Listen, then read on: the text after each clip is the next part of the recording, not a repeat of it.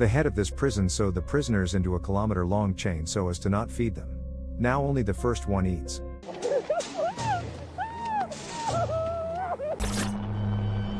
The story begins with a prison accountant named Dwight Butler showing Warden Bill Boss the first and second parts of the movie The Human Centipede. What he sees does not impress the insane boss. He considers these films to be meaningless trash. He insults Dwight and immediately switches to his secretary Daisy, who tries to keep the conversation going.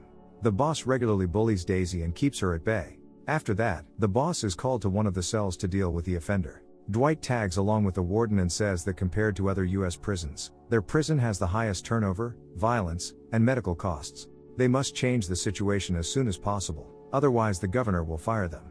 But the boss doesn't want to hear anything. As the boss walks down the corridor, all the prisoners curse him. The boss stops at one of the jail cells. A tattooed prisoner, who is locked up in it, begins to troll him. The boss remembers the prisoner's number and promises to deal with him later. Soon the chief approaches the prisoner who beat the guard. Upon learning that the prisoner is right-handed, the boss breaks his right hand. Dwight asks the chief not to get carried away so as not to increase medical expenses. Boss and Dwight return to their office. The chief measures his pressure and freaks out because it is too high.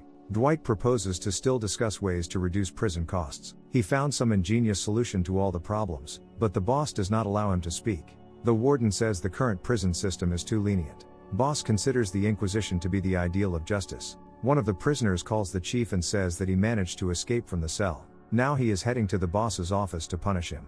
The distraught chief is terrified of the prisoners. He closes the door to the office and hides under the table.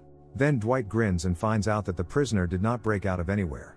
He just used his monthly phone call to scare the boss. The angry warden crawls out from under the table and promises to punish the offender. Soon this prisoner, a Native American by nationality, is brought to a special cell. He is tied to a table. The boss and the prisoner have a verbal fight. After that, the boss orders the guards to bring several buckets of boiling water. When boiling water is delivered to the cell, the boss covers the prisoner's face with a towel and pours all 3 buckets on it. The prisoner remains alive. After that, the boss returns to the office.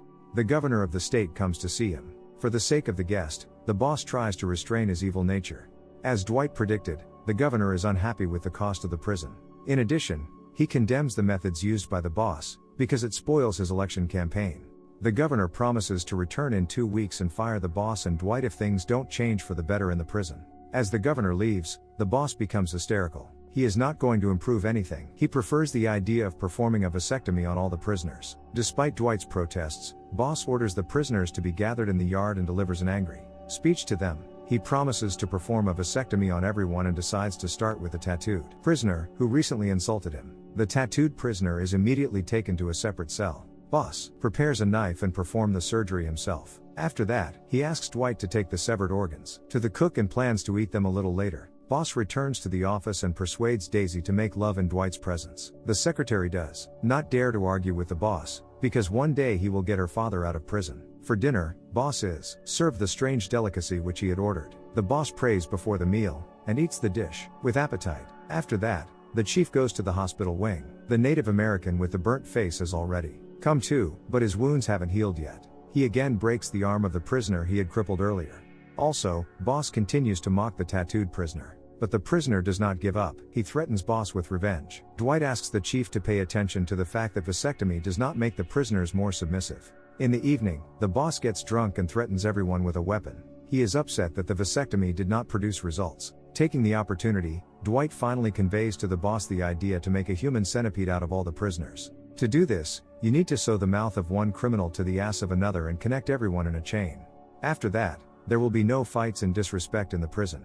Dwight thinks this would be the perfect punishment for criminals and cut prison costs. The accountant even set up a meeting with Tom Six, the director of the Human Centipede films, to discuss whether such a centipede could be created in real life. The boss is categorically against this idea, because he cannot stand films more insane than himself.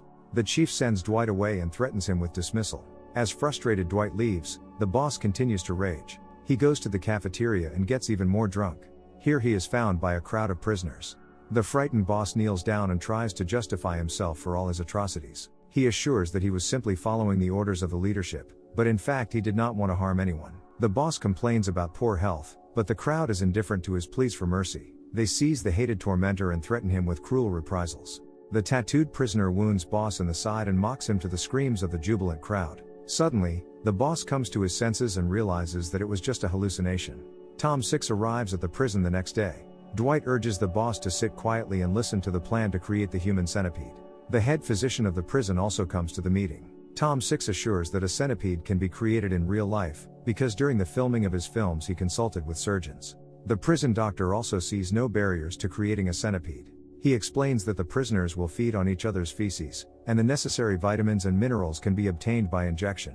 After these words, the boss is imbued with the idea of creating a centipede. He admits that such a manipulation is much more sophisticated than a vasectomy. Dwight thought of everything down to the smallest detail. Instead of cutting the knee tendons, he suggests using a compound that temporarily paralyzes the knee joints. For additional fastening of the head to the buttocks, leather straps can be used. And when the prisoner has served his term, he can be disconnected from the centipede and set free.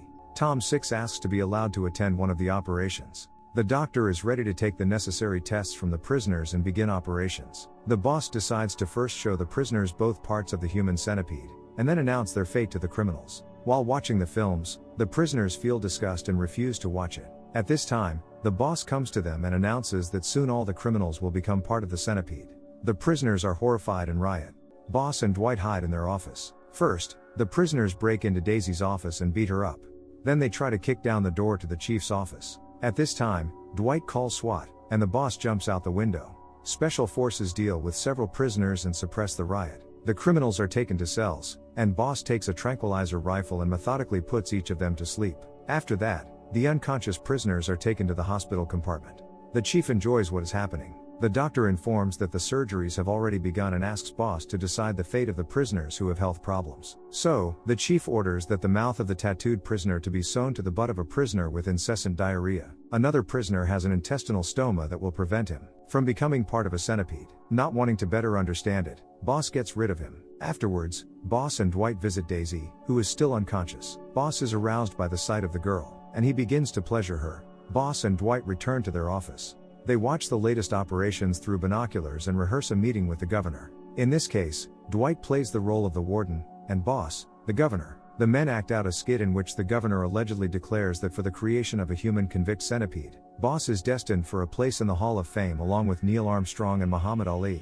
And also boss is honored with all high state awards. Dwight tries to remind him that he was the one who came up with the idea, but the warden is too caught up in his brilliance. At this time, Tom 6 arrives at the prison. He can't wait to see the operation in real life. On the way to the hospital wing, boss, 6 and Dwight pass by the cell of a prisoner who is already eating his own feces. Boss shoots this prisoner because he doesn't want anyone to feel good in the centipede. All surgeries are already coming to an end, but 6 still manages to watch one of them. The director becomes uncomfortable with what he sees, but the excited boss invites him to take a look at the upgraded centipede. In a separate ward, those sentenced for life undergo a special surgery. 6 gets sick and runs away. Dwight is horrified and does not understand why this is necessary. Boss intrigues him and takes him to the office. Finally, the centipede is ready.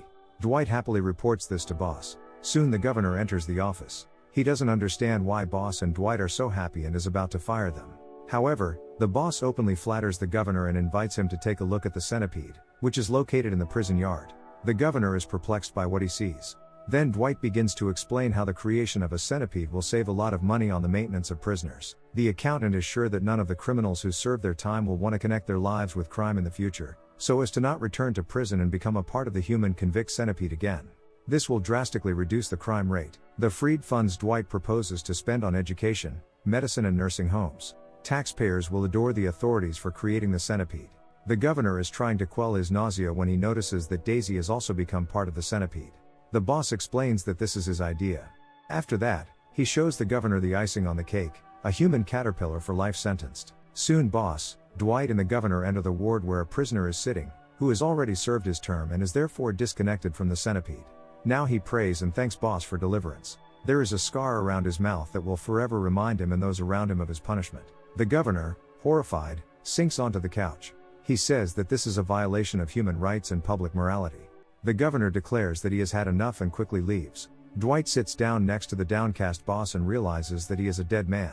The warden puts a gun to his head, but changes his mind and points it at Dwight. Just then, an enthusiastic doctor enters the room. He is ready to start a nationwide centipede campaign. But boss shoots him.